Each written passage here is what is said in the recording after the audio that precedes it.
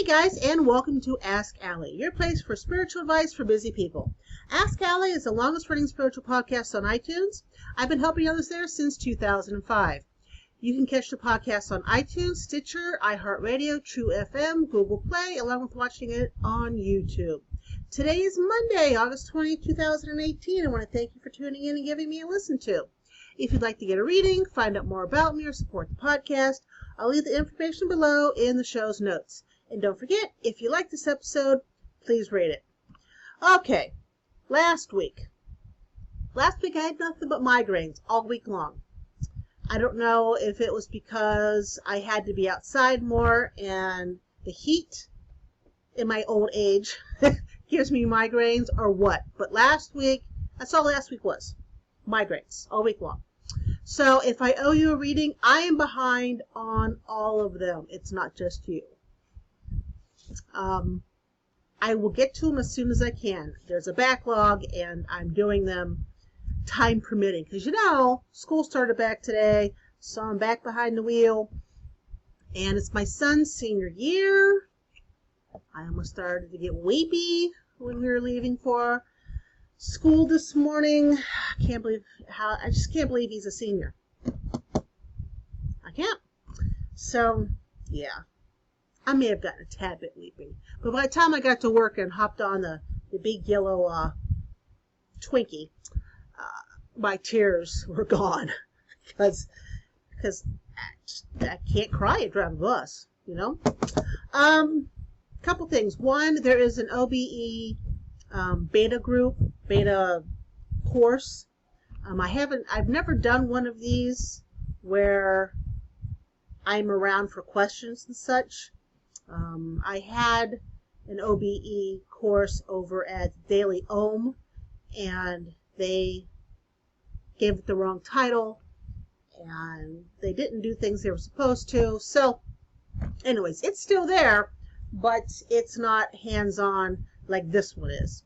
If you're interested in the OBE beta, all the information is below in the show's notes. I'm only accepting 10 beta students. I hope you join me. We've got guided connections, and I do a personal energy assessment for you, and guided dream for you to fall asleep, and guided astral projection. So I hope you join me. Again, information below in the show's notes. Also, remember the 777 Institute will be launching September 9th after Mercury, Mars, and Saturn go direct. If you would like to be an instructor, you've still got time. Send me an email to info@777institute.com, and I'll get you out a information sheet right away. All right. So today, August 20, 2018, it's time for our Oracle card overview, and I know it's a shocker, but these are the cards I'm using. Sacred Traveler of Oracle Cards by Denise Lynn. Again, overview. So not everything I say will pertain to every person who is listening to this podcast. There are fans. I know you can hear them. And I apologize for having the fans on still as I'm doing this podcast. But if I don't, it gets extremely stuffy in here. And I don't feel like, keeling over. I thought that'd be a good thing. No, Phil, I'm not talking to you. Hence why I left them on. So let us see what our 3 cards this week will be. It's pretty decent cards last week. 1, 2, and number 3. Come here. Okay, maybe you don't want to show up. We'll do that one for number 3. Wouldn't let me pick it up after several attempts, so I'm thinking I'm not supposed to be taking that card. What do we got here? Alright. These all can be taken in a row or individually. Alright, guys, so first up, and this is good to note.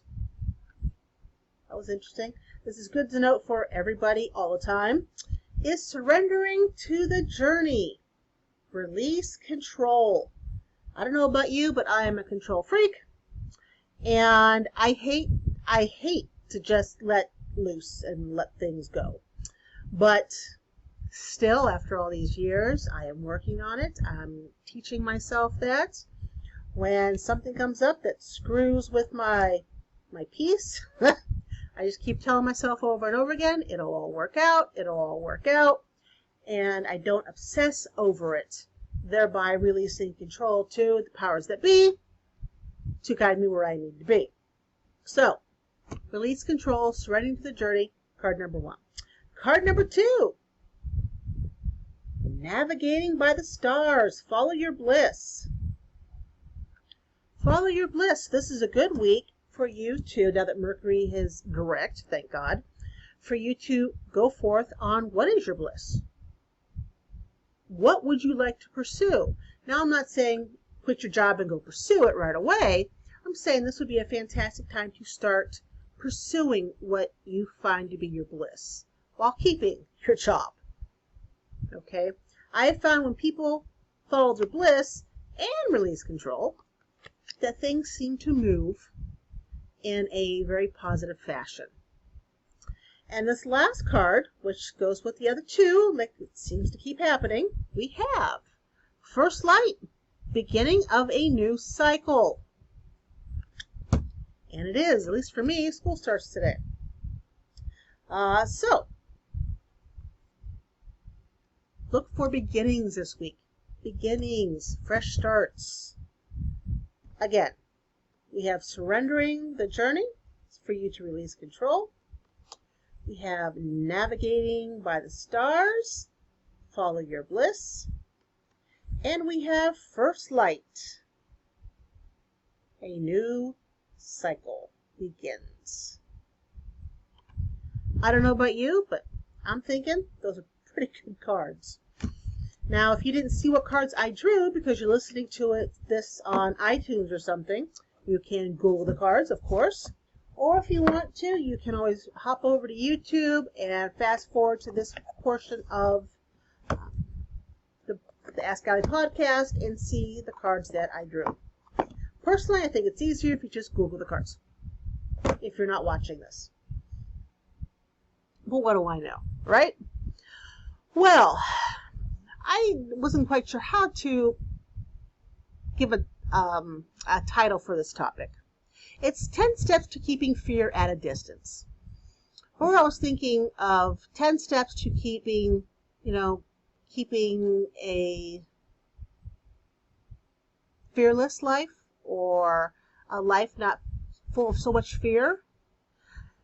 Because I'm telling you, with what goes on around us and social media, the news, just having casual conversations, it just seems that fear is everywhere. And when there's fear everywhere, we have a very difficult time living our life, moving forward, getting a good night's sleep, eating the way we're supposed to, having social connections, because when you're that fearful, you want to stay back and away from people. But living a life of fear, living with fear, limits your own possibilities and potential. And it impacts everything you do, from the relationships you hold to your job to you moving forward, right? So trying to keep fear at a distance, kicking its ass to the curb, is preferable. Sometimes healthy fear is good. Should I jump off this cliff? Should I not? Fear has its purpose. Okay. Should I go the speed limit when it's pouring down rain, or should I try to go 80? Fear has its purpose for those things. But for everything else, step 1, reflect on your fear.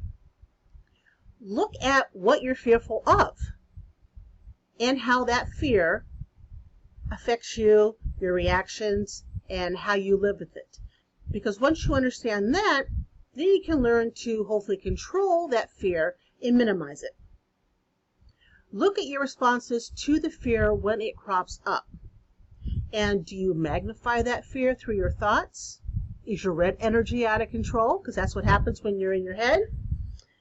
Does it up your anxiety? Again, red energy. Reflect on your fear. Find out how it's controlling you and what you can do to minimize it when it shows up. 2, love yourself. Now, a lot of people, that's kind of difficult. We are the hardest on ourselves. We are our own worst enemy and our own worst critic. It's always like me. When I was going to start this Ask Allie, I was going to say, hey, I'm sorry I look like complete crap today. I look like I've been run over by, well, my bus. I'm tired. That alarm goes off at 4:30. I'm not used to it yet. It's going to take a while. Of course, on Mondays, I'll still probably look like I've been run over by a bus. But I automatically was going to say that, and I just repeated it. And that is a step in the wrong direction when it comes to loving myself. So sometimes I look a little rough in the morning. Who cares? Really, at the end of the day, who cares? I know I shouldn't. And when you love yourself, you're easier on yourself, and you're also easier on others. And it also makes it easier for other people to love you. And when love flows, then fear doesn't really have an anchor to stick around. Okay? 3, give yourself time for everything. Give yourself time for change. Give yourself time to get over something. Give yourself time to step forward. Time is a precious resource, obviously. Once it's gone, we cannot get that time back. But don't be so hard on yourself.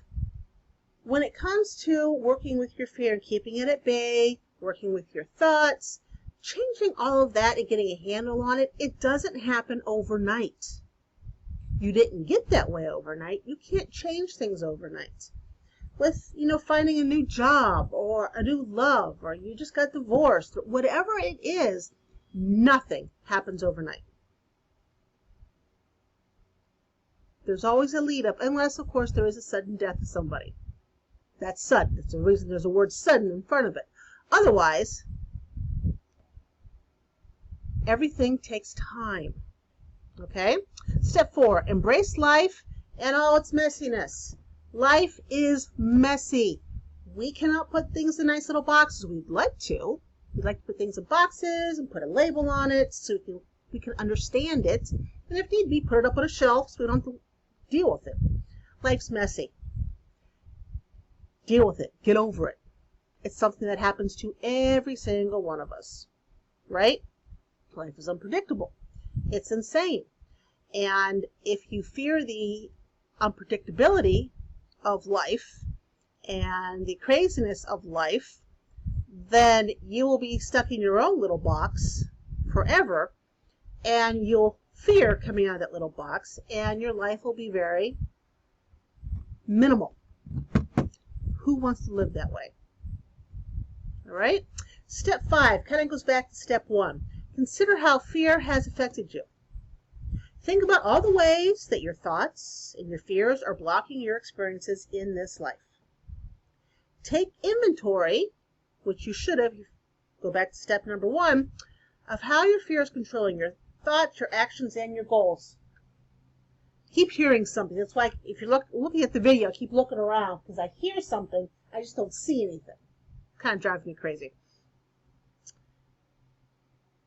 If you have evidence, solid evidence, that a fear is justified, solid evidence. This isn't something you think of in your head. Solid evidence. That's one thing. But most fears are created in our head. So, consider how fear is affecting you. 6, distinguish between irrational fears and rational fears. There's irrational and rational. We all have fears in this life that have a rational reason. There are facts to support the fear. But how little or how big the fear is rests with you. Right? Say you were hurt in the past with love. Well, newsflash, we all have been hurt with love in the past. But if someone has hurt you in the past for love, maybe you're fearful to be hurt again. And that fear just kind of balloons out of control to a point where you don't allow anyone in to love you. And you've got that wall up, and you're having a hard time loving yourself. Going back to step number 2. All right? It balloons out of control. Granted, you had a rational fear to start with.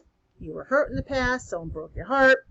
It's rational to be afraid of stepping into a relationship after being hurt. But the thought process takes that fear from rational to irrational. Just think about it. Step 7, live now, in the present, not in the past. Again, we do not have a time machine. We cannot go back and fix what happened. Therefore, keep your thoughts out of what happened yesterday and beyond. Yesterday and the back. Work on today. Be present today. That helps to keep your fears at bay. Don't think about tomorrow, all right? Think about today. Be nice. Cats. Step number 8. Something to keep in mind. Remember that your mind is not always on your side. Your mind isn't always your friend. That's where the red energy gets out of control and you're lost up there. Creating this monstrosity of something going on when really it's, like a monster type, like Monsters, Inc. Like the Monsters, Inc., not a big monster like Godzilla. There's a difference in the monsters. And our minds have a interesting way of creating stories. It also has an interesting way of remembering things. Our memories of things that have happened to us are not as infallible as you might think it is. Look this up, please. But our memories do not give the correct truth to what happened. It gives the correct truth on how we perceive the correct truth. It doesn't necessarily mean it is the correct truth. So, your mind is not always on your side. Step 9, embrace the power of positive thinking. So when I'm releasing control of things, and it's, again, not being in control, very difficult for me. Very difficult. I tell myself over and over again, everything will work out, everything will be okay. I'm embracing the power of positive thinking. Because if I didn't do that, I'd be in the blankety blank blank blank. There'd be a lot of beeping right now because that's how much cussing I would be doing because I would be in fear of things going awry and getting worse. So, embrace the power of positive thinking. And step 10, start living the life you want.